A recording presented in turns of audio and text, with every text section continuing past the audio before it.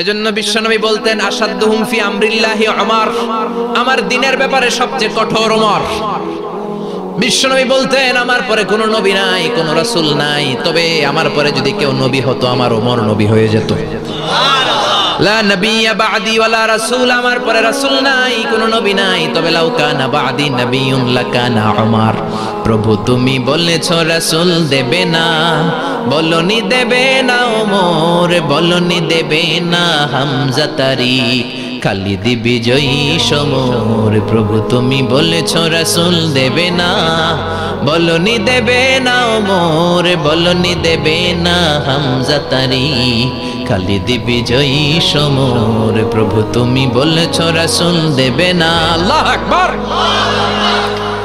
মদিনায় যত মুনাফিক ছিল জমের মতো ভয় পাইতো সাইয়েদনা ওমরকে। শয়তানদের লিডার ইবলিসও ভয় পেত ওমরকে। বিশ্বনবী বলেন ওয়াল্লাযী নাফসি বিয়াদিহি, ওমর ওই সত্তার কসম যেই সত্তার হাতে আমার আত্মা, মা লাকিয়াকা শাইতানু সালিকান ফাজ্জান ইল্লা সালাকা ফাজ্জান গায়রা ফাজ্জিক। ওরে ওমর, শয়তান যদি তোমারে কোনো রাস্তায় দেখে, ইবলিস যদি তোমারে কোনো রাস্তা দিয়ে হাঁটতে দেখে, ইবলিস ওই রাস্তা রেখে দিয়ে অন্য রাস্তা দিয়ে হাঁটে। ইবলিসও সাইয়েদনা ওমর ফারুককে দেখলে, এই রাস্তা দিয়ে দেখলে ওর বাপের কি জীবনে এই রাস্তা দিয়ে হাঁটবে না, এই রাস্তা ধুইয়া ওই আরেক রাস্তা ধরবে। চিল্লায় পড়েন আল্লাহু আকবার।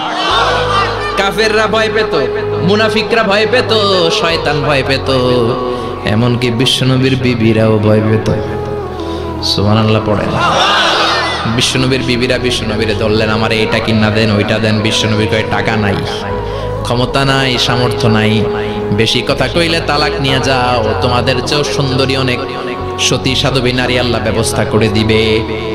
বিবিরা মাঝে মাঝে খুনসুটি করতো, নবীরে ধরতো, এটা নাই ওইটা নাই, এটা দেন।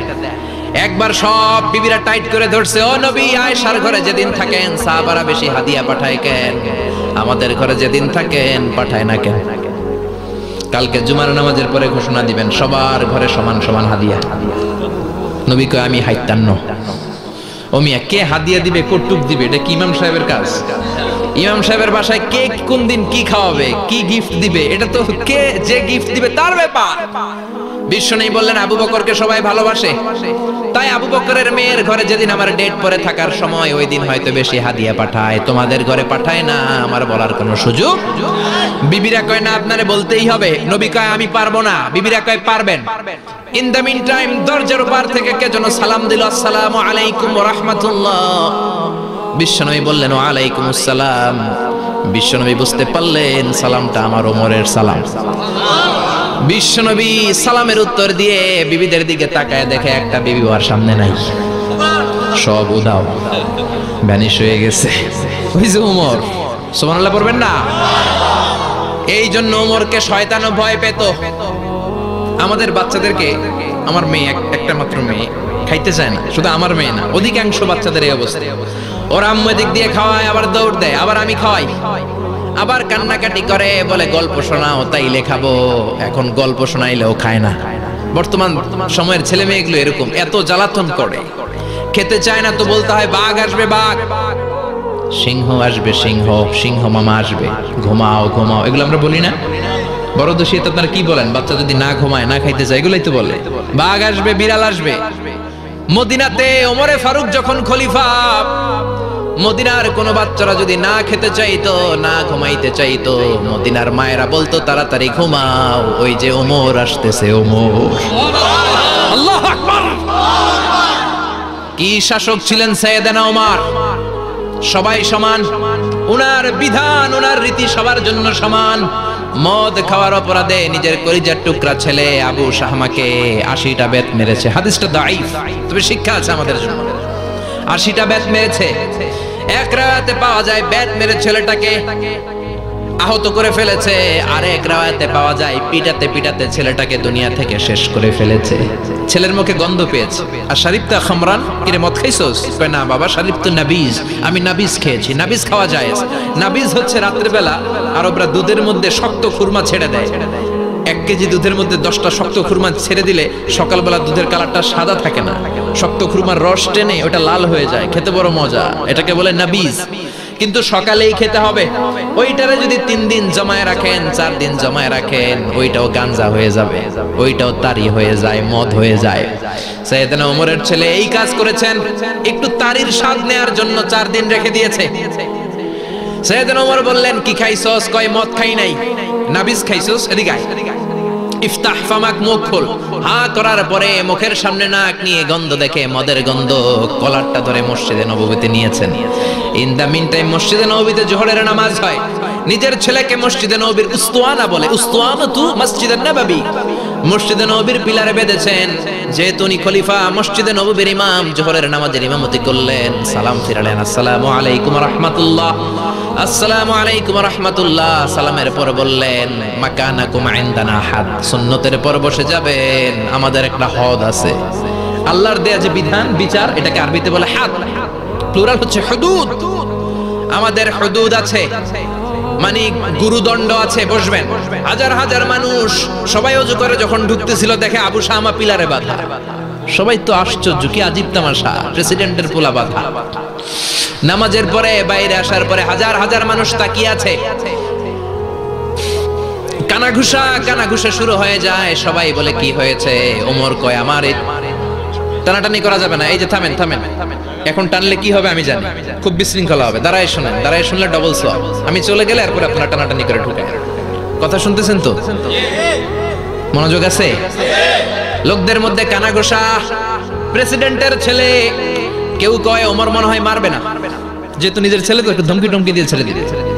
কেউ বলে না, ওমর তো এত সহজ মানুষ না, মদের বিচার তো 80টা বেদ, মনে হয় 40টা মারবে।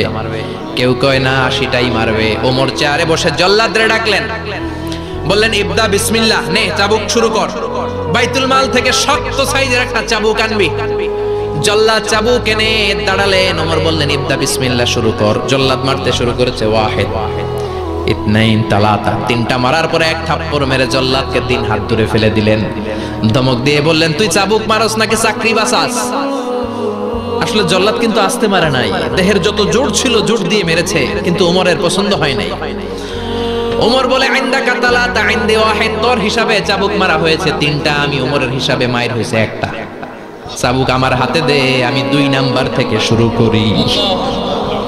ওমরে ফারুক 2 নাম্বার শুরু করলেন। 2, 3, এক একটা চাবুক মারে, ছুপ ছুপ করে চামড়া ছিলে, রক্তগুলো মসজিদে নববীর বারান্দার পিলারের মধ্যে লাগে।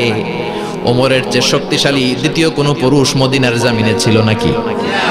ওমরের হাতের মাইর। ছেলেটা চিৎকার দিয়ে বলে, বাবা, ও আব্বা, আর মদ খাবো না, ছেড়ে দেন, আর খাবো না। মদ তো আমি খাই নাই, আমি খেয়েছি নাবিজ, 3-4 দিন রাখার কারণে একটু মাতলামি হয়েছে আমার। আব্বা, এবারের জন্য ছেড়ে দেন, আর খাবো না। ওমরের কঠোর হৃদয়ে কোনো দয়া মায়া আসে না, মারতে লাগলেন। এবার আবু শাহামার মা, ওমরের বউ, পায়ের মধ্যে ওমরের পায়ে পড়ে ডেকে বলে, ওমর, আমার কলিজার টুকরা ছেলেটারে মারিস না। 30টা বাড়ি মারা হয়েছে, আর বাকি 50টা বাড়ির জন্য এক একটা চাবুকের বিনিময়ে আমি এক একটা উট আল্লাহর রাস্তায় সদকা করব রে ওমর। সাইয়েদনা ওমর বলে, এর নিয়ে যাও। আবু শাহামার মা উট দিয়ে আল্লাহর জাইন, চাবুকের বাড়ি থেকে একটা বাড়িও কমানো যাবে না, 80টা বাড়ি দেয়া পর্যন্ত পৃথিবীর কোন শক্তি আবু শাহামারে আমার হাত থেকে ছুটাতে পারবে না। আবু শাহামার মা কাঁদতে লাগলো। ওমরের মনে দয়া মায়া হয় না। 40টা বাড়ি মারার পরে ছেলে বেহুশ, 50টা মারার পরে আবু শাহামা দুনিয়া থেকে শেষ। সবাই নিস্তব্ধ, নীরবতা, পিন ড্রপ সাইলেন্স, পিন পতন নীরবতা। রাগে তখনও গড়গড় করছে ওমর। সাইয়েদনা ওমর বললেন, গোসল দে, জানাজা দে, কবর দে। কবর দেওয়ার পরে ওই কবরের উপর 51 নাম্বার থেকে মারা শুরু করলেন। 52, 53, 60টা, 70টা, 80টা চাবুকের বাড়ি কবরের মধ্যে, বিশাল বিশাল বড় বড় বাড়ি মেরে আঘাত করে আল্লাহরে ডেকে বললেন, আল্লাহ, আমার ছেলে হওয়ার কারণে, প্রেসিডেন্টের ছেলে হওয়ার কারণে আমি পার্সিয়ালিটি করি নাই, একটা চাবুকের বাড়িও কম দেই নাই। কিয়ামতের দিন তুমি আমারে জালিমদের কাতারে দাঁড় করাতে পারবা না। আল্লাহু আকবার। ওই ওমরের শাসন যদি দেশে থাকতো, দেশটারে মদিনা বানাইতো কে? এখন রিকশাওয়ালার পোলার জন্য এক নিয়ম, প্রধানমন্ত্রীর পোলার জন্য আরেক নিয়ম। কুলিওয়ালা ঠেলাওয়ালার জন্য এক নিয়ম, প্রেসিডেন্টের মেয়ের জন্য আরেক নিয়ম। জোরে বলেন ঠিক কিনা? সবার জন্য যদি এক নিয়ম হতো, চুরি করলে যদি হাত কাটা হতো, জিনা করলে যদি পাথর মেরে গর্দানটা উড়িয়ে দেয়া যেত, বাংলার জমিনে আর কোনো চোর আর জিনাখোর পাওয়া যেত না। চুরি করলে হাত কাটো কার আইন? তবে এটা কলা চোর, মুরগি চোর, ডাব চোর, আম চোর না। যেই চোরগুলো একটা কলমের সিগনেচারের খোঁচায় দেশের হাজার কোটি টাকা মেরে দেয়, ওই চোরদের হাত আগে কাটতে হবে। জোরে কোন ঠিক কিনা? এক কলমের খোঁচায় শেয়ার বাজার খাইয়া ফেলায়, হলমার্ক খাইয়া ফেলায়, দেশের টাকা সুইজারল্যান্ডে পাঠায়, ওই চোরগুলার হাত। জোরে বলেন ঠিক কিনা? এজন্য বিশ্বনবী বলতেন, আসাদুহুম ফি আমরিল্লাহি উমর। আল্লাহর দ্বীন বাস্তবায়নে সবচেয়ে কঠোর সাহাবী ছিলেন ওমর। আবু বকর ছিলেন নরম, ওমরের মেজাজকে গরম বানাইছে কে? এই জন্য ইসলামের মধ্যে যেমনি সহনশীলতা আছে, আবার ইসলামের মধ্যে বিদ্রোহ আছে না নাই? অন্যায় দেখলে থামিয়ে দেওয়ার দরকার আছে।